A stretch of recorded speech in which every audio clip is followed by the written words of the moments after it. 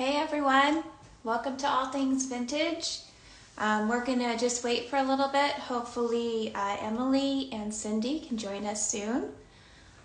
So we're just gonna wait. Let me see if I can add them.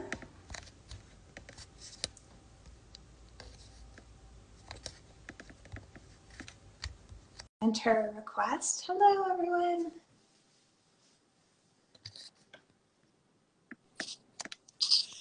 All right, hey, there's Cindy. Hey, Hey, hey, it's all Anna, right. you did it. Yeah, so we're just waiting on Emily. How you doing today? I'm doing good. Welcome to All Things Vintage, right? Let's see if I can Yes, definitely. add I Emily see we real have quick. some people joining. That's fun. So we're just waiting on Yeah, Emily, right? yep, So I let me give sent you a her heads over. up. Oh, here she is. It worked. Yeah, it's great. It's great with It, technology. Hey. this is so awesome that I've not even seen any other accounts do this with up to 4 people on a live. This is like Oh brand yeah. new for Instagram, and wow, we're doing it. So far. So far.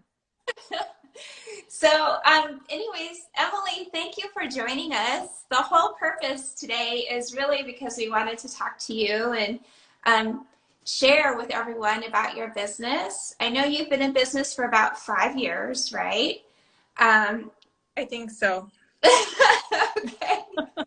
We'll go with 5 years. I'm pretty sure. I kind of, Specialize in antique and vintage grain sacks, especially European. I know you do a lot with German grain sacks in particular. And I know you make pillows, which are extraordinary, and I have several, I will admit.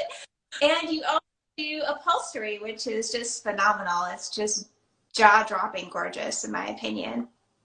And you're on top of that, very you kind. are you're married, obviously, and you have 4 children. So I'm Yeah. sure that keeps you really busy. You have a blog, right? Yeah, it's a baby blog. It's just beginning, but Yeah.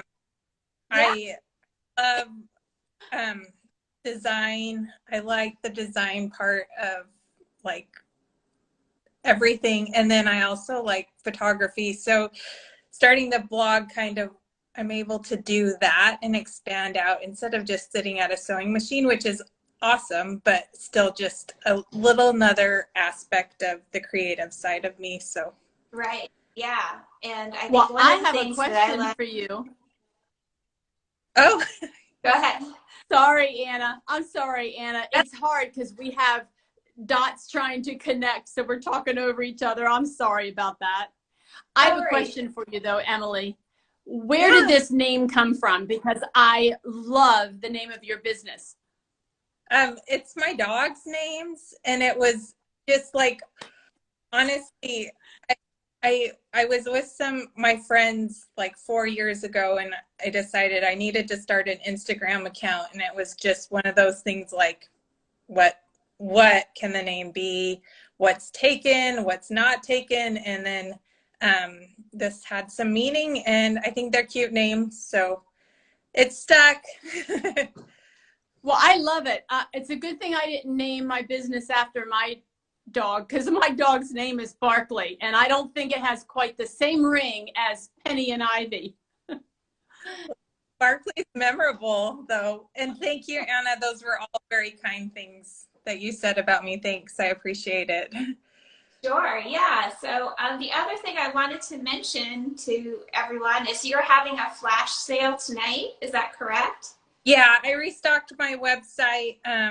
Try and restock it a day in advance before buying happens. So all new old products are up on my website right now. And then at 5 p.m. Central Time, you can start purchasing. That's fantastic. Yeah, that's great.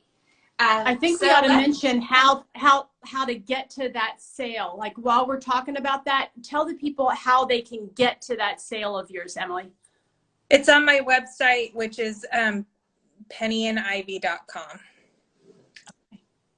that sounds I great. bet you And then, have it linked in your bio, don't you? Yeah, I have. Yeah, I'm pretty sure the connection still there. Awesome. All So right. somebody did just ask the name of the business again, and I just want to throw that out there. It's Penny and Ivy. So your Instagram account is at Penny and Ivy. Is that right? And it's A-N-D, Penny and Ivy, P-E-N-N-Y-A-N-D-I-V-Y. Good. Go ahead, All right. Anna. Sorry. That's all right. So Cindy, I was going to turn it over to you because I think you had a couple of questions that you wanted to ask Emily. Yeah, I definitely do. Let me give you 2 disclaimers right now. I don't have on a watch, so can you girls pay attention to the time for me? We're trying to keep this short. And all my notes are not with me. I'm not at my house. And all my notes that we took the other day about what to talk about are at home. But I'm gonna use my memory here and ask you the questions, Emily, that I think we were talking about and thinking about asking you. What are you working on now? And what do you find challenging about the project that you're working on now? I'm dying to hear what you're working on, by the way. So tell us that first. Well, I just am finishing up all the stuff for my sale. I mean, it's all pretty much done. I still have to add some disclosure. I still have to add a couple buttons to the back of some of the pillows, but that has been my push this week. So I have some footstools and I have some like new pillows, and that took my attention for the week and finishing up that. Challenging. I've had a lot of practice with both of these kinds of products. I've done a lot of footstools, which are a great place to start if you want to start upholstery, and pillows. But I think I still, almost every project, go through a little bit of an emotional roller coaster because my thing is using antique and vintage linen. So almost every pillow, almost every footstool is different from the one before. So piecing together the fabric, I feel like it's inevitable that I have a moment in the middle of the project that I think it's not going to turn out. Like everything goes through an ugly phase for sure. And I question myself and I get frustrated. But then I move on and then the finishing touches make such a difference. And not always. I definitely have some flukes that I scrap or have to start over again. But usually at the end, like it all wraps up and it becomes something positive that I'm proud of. So I think just going through that kind of like the vision part where you're like super excited, yay, and then you're like things are coming together and you're like, what? No, this is not what I had hoped for. And you kind of hit a down part, and then when it comes all together, it's like magic. So I think always just working through that process it's part of it, but it's always a challenge to not like question yourself too much. Right. Yeah. To kind of believe in yourself and then believe in the process as well. Yeah. So I'm sorry, Anna, that sounds nerve-wracking, cutting into old grain sacks. I do a lot of upholstery, but I use newer fabrics for sure. Mm-hmm. And that's nerve-wracking enough. I can't imagine. Anna, you do some work with vintage linens and grain sack and such too. Does it drive you nuts cutting into it first? Well, it's a little bit of a risk because those fabrics tend to be more expensive. So it's a little, I'm a little tentative at first, but it's kind of like a risk you have to take, to get to where you want to be. That's how I view it. Emily, do you have any pillows near you? Yeah, I was just going to add, like, the beauty of that fabric is it's like a patch always works. So. Yeah. That's true. Yeah. Stitches here and there, that's fine. Like if we make mistakes, we can always like just add some more characters. So the fabrics have served me well for that. So I have like a little footstool that this was definitely went through the like, wait, this is going to be so cute. And then it was like, no, I hate it. And then now I'm like, okay, it's great. So here, I found this little footstool at like how do we do this?